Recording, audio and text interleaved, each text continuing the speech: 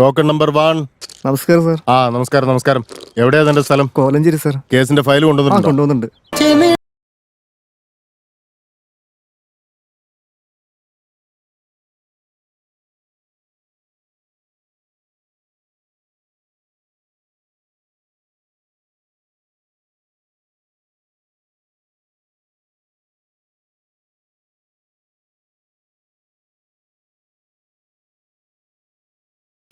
തന്റെ ജാതകത്തിലെ പ്രശ്നങ്ങൾ ശരിയാക്കി എതിർകക്ഷിയെ പരാജയപ്പെടുത്താനുള്ള ഒരു ഡേറ്റ് ഫിക്സ് ചെയ്തിട്ടുണ്ട്.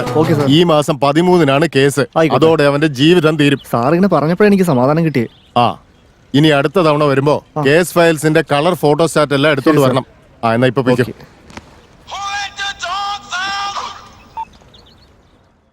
മോളെ കീർത്തി, എന്തൊക്കെയുണ്ട്? എനിക്കിവിടെ സുഖങ്ങളെ. അവിടെ വിശേഷം എന്താ? എനിക്ക് സുഖം തന്നെയാ മോളെ. എനിക്ക് അങ്കിളുടെ ഒരു ചെറിയ ഹെൽപ്പ് വേണം. എന്താ മോളെ? എനിക്ക് വേണ്ടി ഒരു കേസ് വാദിക്കാൻ പറ്റുമോ? ഒരു മിനിറ്റ് ഒന്ന് വെയിറ്റ് ചെയ്യ മോളെ. യെസ്. ഇനി പറഞ്ഞോ മോളെ. അങ്കിൾ എത്രയും പെട്ടെന്ന് ഇവിടെ വന്ന് ഈ കേസ് ഒന്ന് ടേക്ക് ഓവർ ചെയ്യും. മോൾ ഒന്നുകൊണ്ടും പേടിക്കണ്ട. മോക്ക് വേണ്ടി ഈ കേസിൽ ഞാൻ അപ്പിയർ ചെയ്തിരിക്കും. നമ്മൾ ഈ കേസിൽ ജയിക്കുകയും ചെയ്യും. താങ്ക്സ് അങ്കിളെ. അങ്കിൾ വേഗം വരാൻ നോക്കൂ. ശരി മോളെ, എന്നാ വെച്ചേക്കട്ടെ. ഇരിക്കങ്ങളെ. ശരി മോളെ. എക്സ്ക്യൂസ് മീ, ഞങ്ങൾക്ക് റോക്കി ഒന്ന് കാണാൻ പറ്റുമോ? വെയിറ്റ് ചെയ്യ. എന്താ മോളെ, അവര് വരുമോ ഇപ്പോ? വിളിക്കാന്ന് പറഞ്ഞു. ആരാ മോളെ ഇവിടുത്തെ CI? സുധാകരൻ സാറാ. നമ്മുടെ കൂടെ നിൽക്കുന്ന ആളാണോ? അതൊന്നും എനിക്കറിയില്ല. Okay okay. ഹായ്. ഹായ്. ഞാൻ ലോക്കൽ കല്യാൺ. ഇതാ എന്റെ അങ്കിൾ ആയിരിക്കും നിങ്ങളുടെ കേസ് വാദിക്കാൻ. നമസ്കാരം sir. I M advocate Marthanda. Hi അങ്കിളെ. അങ്കിള്? ഞാനെന്താ നിന്റെ അമ്മയുടെ ആംഗ്ലയാണോ അതോ വേറെ എന്തെങ്കിലും ബന്ധമുണ്ടോ? Call me sir. സാറിന് വിളിക്കും. സാറ് വേണം ഞങ്ങൾ ഇതിന്ന് എങ്ങനെയാണെന്ന് പുറത്തിറക്കാൻ. Okay okay. എന്റെ അവസ്ഥ വളരെ മോശം സാറേ.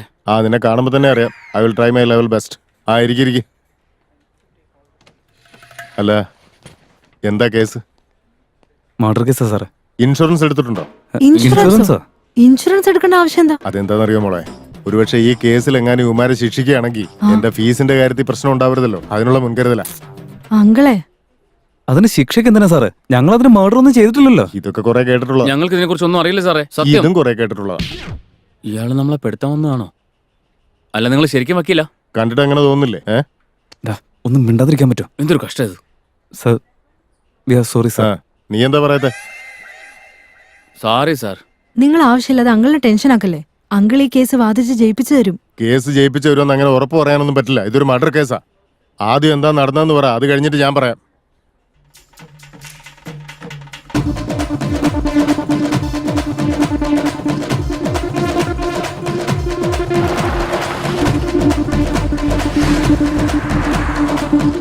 രണ്ട് ബിയറും ചോദിച്ചു ഞാൻ ഡാബയിലേക്ക് കയറി ചെന്നു. ബിയറിന് അവൻ ഇരട്ടി റേറ്റ് പറഞ്ഞു. എനിക്ക് ദേഷ്യം വന്ന് ആകെ അലമ്പായി. എന്നിട്ട് അവൻ വിട്ടില്ല. കെഞ്ചി നോക്കി, എന്നിട്ട് നടന്നില്ല. പെപ്പർ സ്പ്രേ അടിച്ചിട്ട് ഞാൻ അവിടെ നോടി. ഇനി അവൻ വിട്ടുതരേണ്ട കാര്യമില്ല.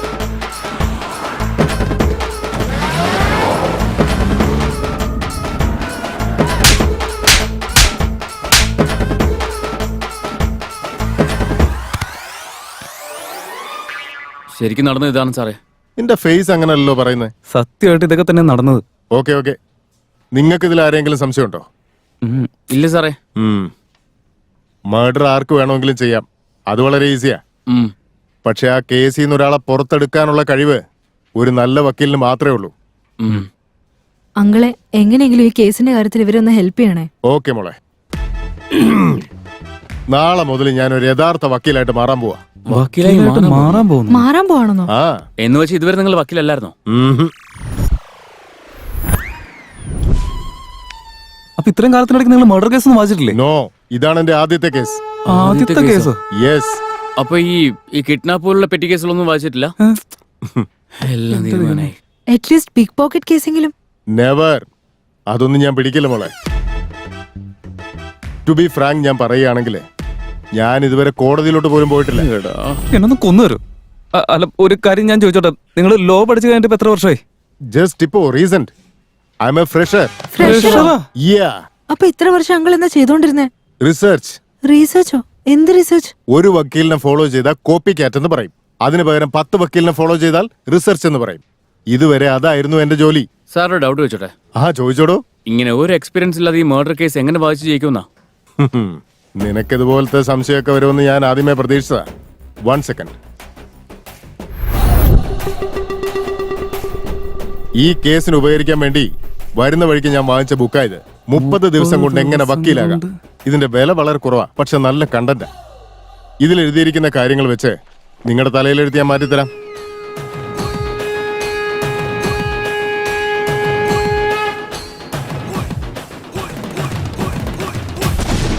കീർത്തി, നാളെ നമുക്ക് കോടതി വെച്ച് കാണാം.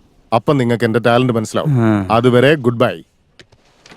പുലിവാല് മുഴുവൻ എന്റെ നെഞ്ചത്തോടാണല്ലോ. അങ്കിൾ ഇപ്പൊ ഇവരുടെ കേസിന്റെ അവസ്ഥ എന്താ? ഈ കേസിന് വെന്റിലേറ്ററിൽ കിടക്കുന്ന രോഗിയുടെ അവസ്ഥയാ. ഉറപ്പിച്ചൊന്നും പറയാൻ പറ്റില്ല. നീ ഒരു LLB സ്റ്റുഡന്റ് അല്ലേ? എന്താ നിന്റെ അഭിപ്രായം? എനിക്കൊരു ഐഡിയ ഇല്ല അങ്ങളെ. നമുക്ക് എന്തെങ്കിലും ചെയ്യാൻ മോളെ. അവന്മാര് നമ്മുടെ പിള്ളേരല്ലേ. അവന്മാർക്ക് ഈശ്വരാനുഗ്രഹം ഉണ്ടാവാൻ വേണ്ടി നമുക്കൊന്ന് സ്പ്രേ ചെയ്യാം. അങ്കിൾ ഇത് സ്പ്രേ അല്ല, പ്രേ. അതേ മോളെ, ഞാനും അത് തന്നെ ഉദ്ദേശിച്ചത്. ശരി അങ്കിള്, ഞാൻ എന്റെ ഫ്രണ്ടിന്റെ വീട്ടിൽ പോകും. അങ്കിള് പോയിന്ന് റെസ്റ്റ് എടുക്ക്. ഓക്കെ മോളെ, ടേക്ക് കെയർ. അപ്പൊ നമുക്ക് നാളെ കോടതി കാണാം.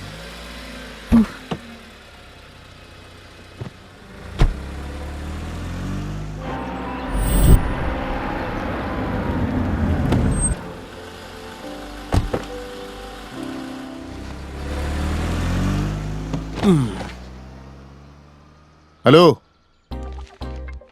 ഹലോ, ഇനി ഇവനെങ്ങാനും കാഞ്ഞു പോയോ? എടാ കഴുതമോറ, നീ ഇരുന്നുറങ്ങുകയല്ലേ? കള്ളനെ വിശ്വസിച്ച് താക്കോൽ ഏൽപ്പിച്ച പോലെ ഇവനെ വിശ്വസിച്ച് ഹോട്ടലിന്റെ റിസപ്ഷൻ ഏൽപ്പിച്ചത്. പട്ടാ പകൽ ഇങ്ങനെ ഇരുന്ന് ഉറങ്ങാതെ എഴുന്നേക്കടാ. Sorry sir. സാറിനെ ഞാൻ എങ്ങനെയാണ് സഹായിക്കേണ്ടത്? ആദ്യം നീ നിന്റെ ഉറക്കപ്പിച്ച് മാറ്റ്, എന്നിട്ട് മര്യാദയ്ക്ക് വർത്താനം പറയടാ. ഒഴിവുള്ള ഏതെങ്കിലും റൂമിന്റെ ചാവി എടുത്ത് അടയറക്കാം. ഒഴിവില്ലാതെ എന്റെ പിന്നിൽ ഇത്രയും ചാവി ഉണ്ടാവോ? ബെഡ്റൂം വേണോ, അതിന്റെ ഒപ്പം ബാത്റൂം വേണോ, അതോ അതിന്റെ കൂടെ ഇനി ബാൽക്കണിയും കൂടിയുള്ള റൂം വേണോ? അതെല്ലാം കൂടെ കിട്ടിയിട്ട് ഞാൻ എന്നാ കാണിക്കാനാ? വാസ്തു പ്രകാരം കറക്റ്റ് ആയിട്ടുള്ള ഒരു നല്ല റൂം എനിക്കിതാ. വാസ്തു? ഈ നാട്ടിൽ തന്നെ വാസ്തു ഇല്ല. അങ്ങനെയാണെങ്കിലേ സാധാ AC റൂമുണ്ട്, പിന്നെ സെൻട്രൽ AC റൂമുണ്ട്. അതിലേതാ വേണ്ടേ? അത് രണ്ടും തമ്മിലുള്ള വ്യത്യാസം എന്താ? ഈ സാധാ AC റൂം ആണെങ്കിലേ AC ഇട്ടിട്ട് പിന്നെ ഇടയ്ക്കിടയ്ക്ക് ഫാൻ ഇട്ട് അങ്ങ് തണുപ്പിച്ചാൽ മതി. പക്ഷേ ഈ സെൻട്രൽ AC ആണെങ്കിൽ വാതിൽ തുറന്നിട്ട് കഴിഞ്ഞാൽ താനെ വരുന്ന കാറ്റിന് ഫാൻ കറങ്ങി നല്ല തണുപ്പായിരിക്കും. എനിക്കെന്നാ വേറെ പണിയൊന്നുമില്ലെന്ന് വിചാരിച്ചു ഇടയ്ക്ക് എഴുന്നേറ്റ് ഫാൻ കറക്കി വിടാനായിട്ട്. ആ സെൻട്രൽ AC റൂം തന്നെ തന്നേക്ക്. വേറെ വഴിയില്ലല്ലോ. എന്നാ പിന്നെ സാറിന്റെ അഡ്രസ് എഴുതിക്കോ.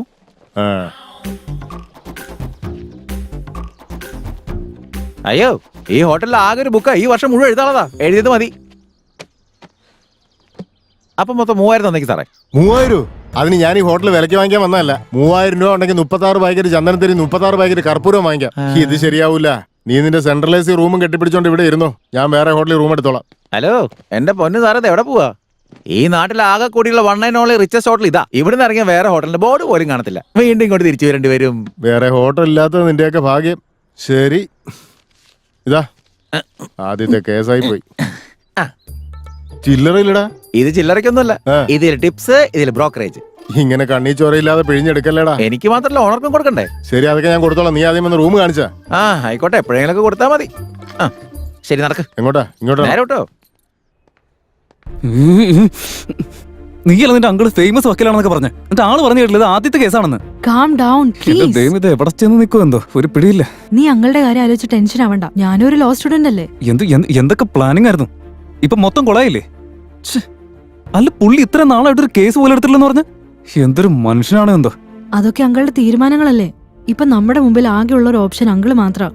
ഞാൻ ആളോട് സംസാരിച്ച് ബെയിലിന് അപ്ലൈ ചെയ്യാൻ നോക്കാം. എന്തെങ്കിലും കാണിക്കേ. പിന്നെ ഒരു പ്രധാന കാര്യമുണ്ട്. ഈ കേസ് കഴിയുന്നവരെ നമ്മുടെ കാര്യം ആരും അറിയരുത്. ഓക്കെ. ഏയ്, എന്താടി നീ വിഷമിക്കണ്ട. It's okay. You take care. Okay, bye. By.